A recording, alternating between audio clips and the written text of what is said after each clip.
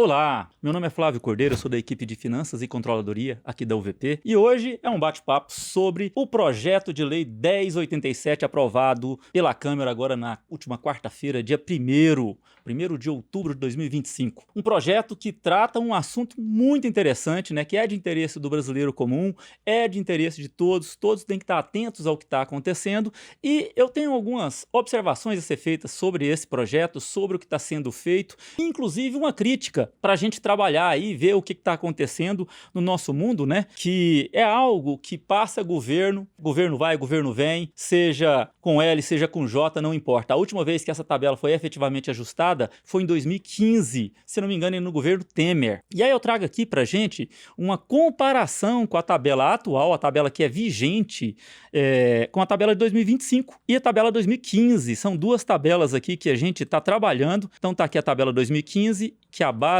inicial aqui é de isenção até 1903,98, sendo que a faixa limite, teto, onde começa a ser aplicada ali os 27.000%, é o valor de 4.664. Se você está vendo a minha tela aqui, você já está percebendo que não teve grandes alterações. O que mudou foi a faixa inicial, que mudou de 1.903 para 2.428, ou seja, mesmo com uma inflação acumulada em 10 anos de 80%, 80,4% pegando aí desde o reajuste da tabela, a gente teve um reajuste aqui pífio de menos de 20% lá na base de isenção, 2.428.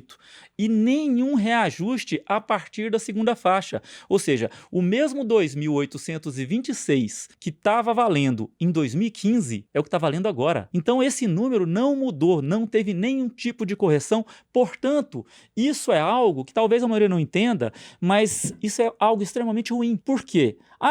Vamos reajustar a tabela base de cálculo do imposto de renda. Algumas pessoas pensam que vai aumentar o imposto se reajustar a tabela. Não, tem que reajustar. Esse é o reajuste que o brasileiro tem que ter. Por quê? Porque essa é a tabela que vai aumentar a faixa de isenção, vai aumentar a base de cálculo e, portanto, vai reduzir a quantidade de imposto que o brasileiro vai estar pagando. É que, na prática, dobramos a faixa de pessoas que realmente vai contribuir com o imposto de renda, né? E isso aqui é algo que estava doendo muito, os governos prometem muito isso em época eleitoral, e aí agora a gente está aí com um projeto de lei que foi aprovado por unanimidade, né? R$5.000. Vamos dar uma olhada aqui, essa tabelinha, a de 2015, está aqui, 4.664. Se for para pensar numa situação de equidade, onde há um reajuste adequado, pensando na população brasileira, sem tipo nenhum de benefício, sem aumentar nada, eu fiz o cálculo aqui de qual seria a tabela, né? Estou trazendo aqui na cor azul a tabela que deveria existir hoje, corrigindo apenas a inflação, sem ter nenhum tipo de desoneração, sem nenhum tipo de benefício a ninguém, apenas preservando a faixa de renda com a sua consequente reposição inflacionária, ou seja, a faixa de isenção naturalmente deveria ser de 4.381, ou seja, o cara que ganha R$5.100 aqui, ele deveria pagar R$53 de imposto, 1%. Isso aqui considerando a tabela vigente lá de 2015. E uma pessoa que ganha aí na faixa de R$8.415, ela deveria estar pagando algo próximo a 8% desse número, vai dar 674, certo? E aqui a gente vê uma faixa um pouco mais elevada, uma renda um pouco maior. O brasileiro que ganha aí na faixa de R$20.000, né? Tem alguns afortunados aí que conseguem essa faixa de renda e teriam uma tributação na casa dos 19,3%. Eu estou falando de alíquota final efetiva. Por quê? Como que a tabela segue? Lembrando aí, fazendo a recordação, né? Alguns já tiveram a oportunidade de assistir lá na UVP o curso do Luiz sobre o imposto de renda.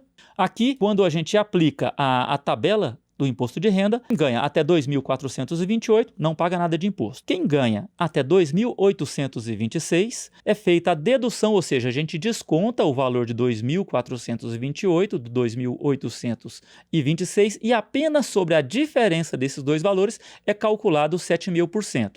E, seguindo, quem ganha até 3.751, desconta-se o 2.826, certo? E aí aplica-se apenas a diferença aí dos 3.751 para 2.826, os 15%.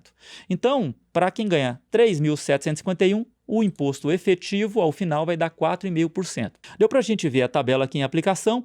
Essa alíquota deveria ser aplicada hoje a uma pessoa que está ganhando R$ 6.766. Mas ela está sendo aplicada ao o colaborador ou a pessoa que tem aí como rendimentos aí tributáveis 3.751. Então já existe sim uma necessidade de correção, uma necessidade de reposição disso, né?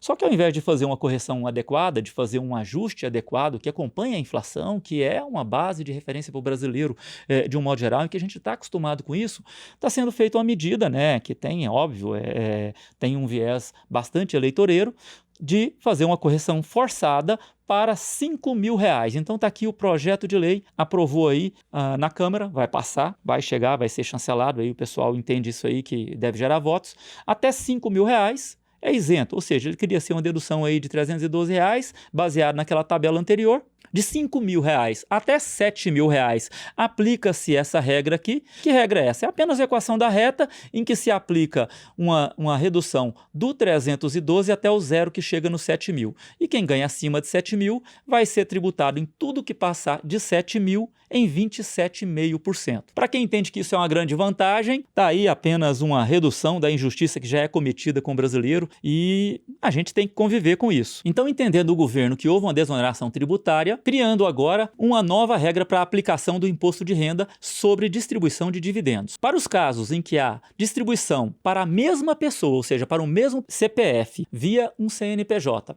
de lucros acima de R$ 50.000 mensais ou 600 mil anuais, o que vai dar na mesma, será aplicado a tributação de 10% a título de imposto de renda. Existem critérios de dedução, ou seja, a soma do imposto aplicado sobre dividendo distribuído e o imposto aplicado sobre o LAIR lá da empresa não pode ultrapassar os 34%. Existem outras regras para instituição financeira, para corretores de seguro, de 40% e 45%, mas a grande maioria dos casos considera a regra dos 34%. Então, considera o seguinte, você tem uma empresa ali que fatura ali, sei lá, 10 milhões, tem o seu imposto aplicado em cima do lucro real, esse lucro real passou por uma tributação de 34%, nesse caso vai ter que ser aplicada uma tabela progressiva, ou no caso regressiva, para calcular o imposto e vai reduzir esses 10% aí que são tributados, porque ele não pode ultrapassar os 34%. Se você tiver numa tributação em que você não chega nos 34%, vamos considerar que você não tem ali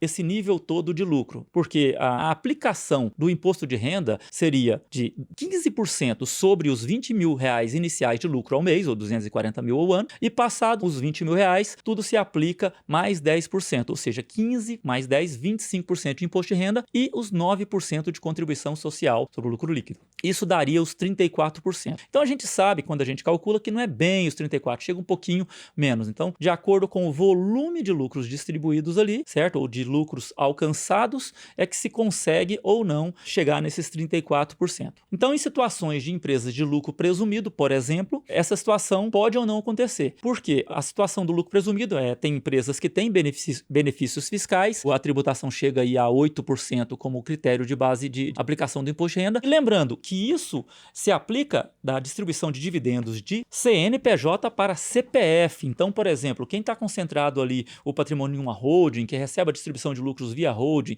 e faz aplicação desses lucros aí, ou reinveste, certo? É uma situação em que não é aplicado esse imposto. Isso aí é simplesmente para distribuição ao CPF. E é muito específica a faixa, né? E essa faixa também, no próximo ano, ela vai ter uma tabela redutora aí, em que o que vai ser aplicado os 10% mesmo, a partir de 2027, seria apenas de 1.200.000. Vai ter uma tabela progressiva aí, certo? Que vai crescer aí esses 10% aí, numa fórmula em que a alíquota vai ser o rendimento dividido pelos 600 mil aí, no caso 60 mil, que seria a base aí, os 10%. Bom, então agora eu trago uma tabela aqui para a gente simular esses cenários, né, de distribuição de dividendos versus o lucro que já foi aplicado dentro do CNPJ.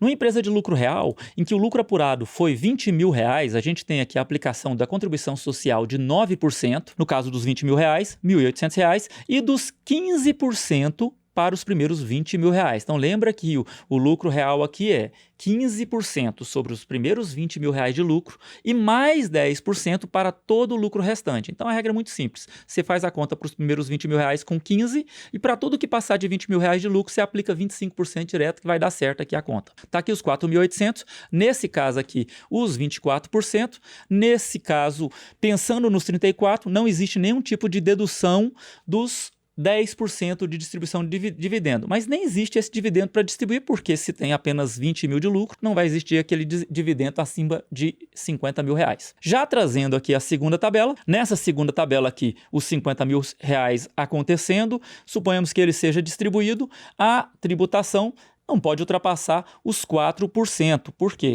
Senão a gente chegaria aí em 34%, ultrapassaria os 34%, chegando até 40%. Então não vai acontecer. Essa tributação na prática vai ser apenas 4%. Num cenário em que eu tive aqui R$500.000 de lucro, aplicando aqui essa tabelinha, no mesmo critério, R$20.000 com 15% e os R$480.000 com os 25%, chegamos aqui em R$168.000, teríamos aqui uma aplicação de 33,6%. Na aplicação da regra, suponhamos que eu aplique a distribuição dos 500 mil, certo? O máximo que eu poderia tributar aqui seria de mais 0,4%. Então, fazendo a conta aqui, pagando R$2.000 de imposto sobre os dividendos, chegamos a um total de 170 mil, que é os 2 mil sobre os dividendos, mais os 168 mil já calculado sobre o LAIR da empresa, chegamos em 170 mil, o que é exatamente 34% de impostos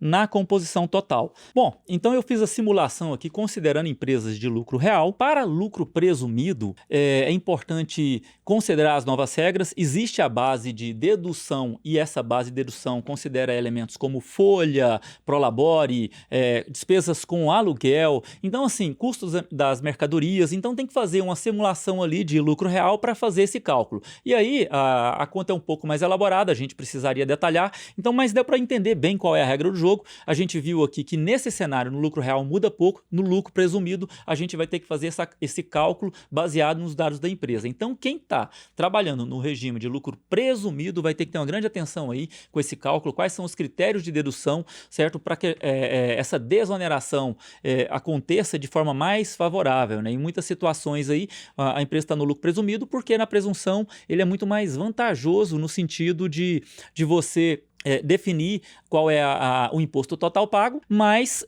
nesse novo contexto vai ter que se colocar aí na distribuição de dividendo um dos critérios para você definir se você vai rodar naquele ano dentro do lucro presumido ou no lucro real. Porque se a presunção não se aplica como critério para o cálculo da base de dedução do imposto de renda sobre os dividendos, certo? Isso aí pode ser um fator aí decisivo aí na hora de você decidir se é lucro presumido ou se é lucro real, né? Então é isso, pessoal, a gente encerra por aqui, agradece aí a atenção de todos e um grande abraço.